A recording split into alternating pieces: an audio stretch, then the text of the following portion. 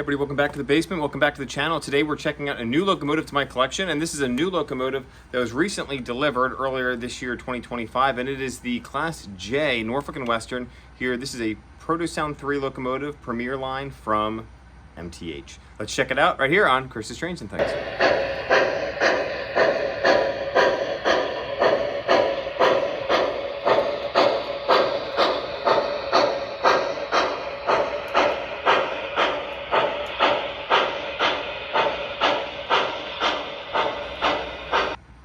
So this is the first Norfolk and Western locomotive in my collection, and it's kind of an offshoot because I don't collect N&W equipment, but the J is special because the 611 specifically is the only remaining J-class locomotive in existence today. It is housed at the Virginia Museum of Transportation and has visited Strasburg twice, and I live just outside of Strasburg, so I've been able to see this thing in action. It came up to Strasburg for some work in the mechanical shops, but also ran some excursion trains during both stays that it had up here in Pennsylvania. So it's really cool to have a locomotive that I've seen in person that still exists today here as part of my collection.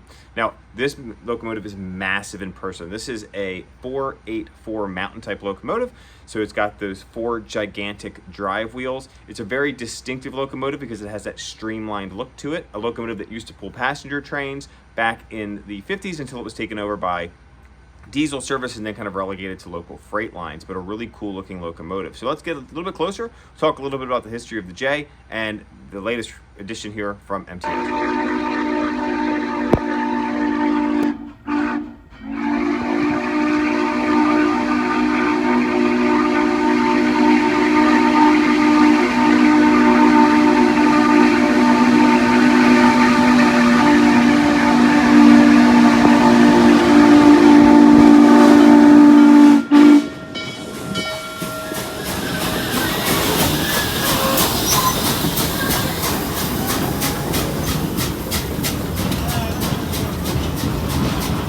So here we have the J. These were produced by the Norfolk and Western Roanoke shops between 1941 and 1950. They produced a total of 14 of these locomotives. And as I had mentioned, the drivers on this thing are absolutely massive. They are 70 inches in diameter. The total length of this locomotive is about 109 feet, 2 inches. So it's a big locomotive, and it can really haul some long passenger and freight trains. When this thing came into Strasburg, I was fortunate enough to be able to see it cross over Black Horse Road's crossing. It's commonly called Carpenter's Crossing, and it shook the entire ground. In fact, I believe that Strasburg Road had to go and realign some of the track because it's so much heavier than the Strasburg's normal equipment. So as I mentioned, there were 14 of these produced, numbered 600 to 613.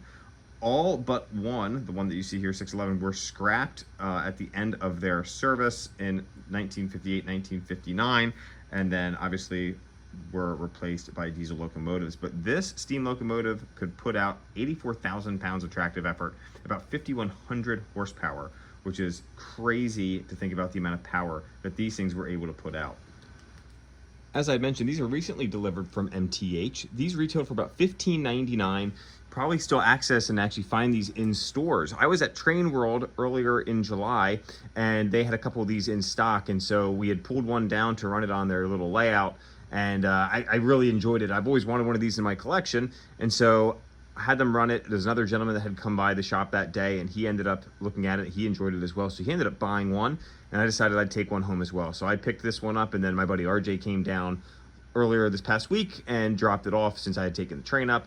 So thank again RJ for bringing this down for me. And so this is a great little model. As I had mentioned, retail about $15.99. These were delivered by MTH in May of 2025. Now this is a Premier line locomotive, so it is going to require, I believe, 054 curves. It does not cooperate on some of those smaller curves. In fact, when we were at Train World, they have, I believe, 042 curves on their layout, and I had to kind of drive this back and forth just on the straight section of track because it wasn't going to navigate those tighter curves. Now this does feature whistle steam. The whistle steam feature on this is slightly different than the other models that MTH has put out.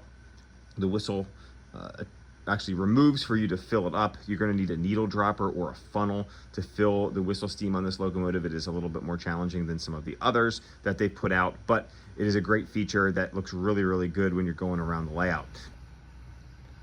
So here's that whistle steam area, and this pulls out carefully little magnet and a hole there that you're going to fill the whistle steam up.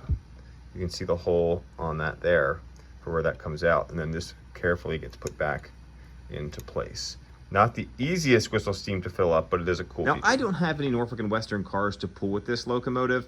It runs a lot of excursion service and trains now, and the last time that Lionel produced some 21-inch Norfolk Southern cars that you could pull with this, they messed the color up. So I'm just going to run this with a mix of different passenger cars that I have in my collection. That was kind of always my goal. If I ever get a locomotive that I don't have passenger cars for, we're just going to mix and match some different cars that you would see, like if a museum's pulling excursion train, they're just going to pull whatever equipment they have in their collection, and that's what we're going to do here today. So let's go ahead and run this around the layout.